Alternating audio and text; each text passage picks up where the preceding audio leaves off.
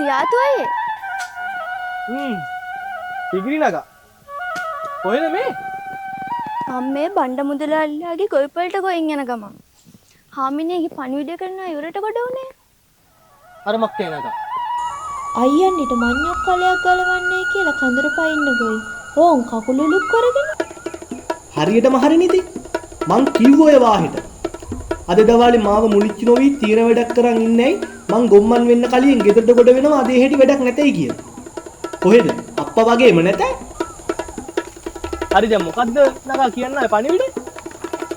කකුලේ රුදාව නිසා හාමිනේට ඉවුරට ඒ ගන්න විදියක් නැහැ. යමින් ගමන් මට මේ තලප ටික අයියන්ට දීගෙන යන්නයි කිව්වා. අනේ කොච්චර දෙයක්ද නගා. ඕ දෙන්න එන.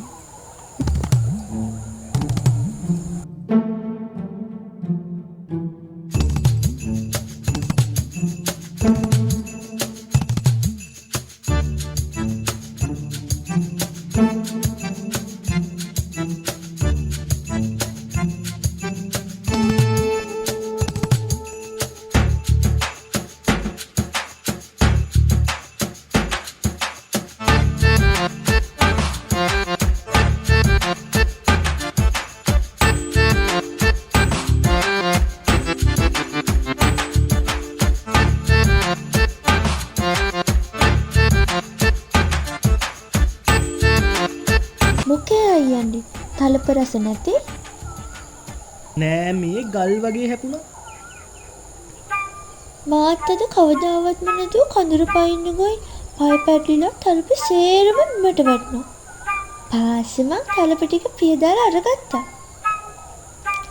වැලි නේද?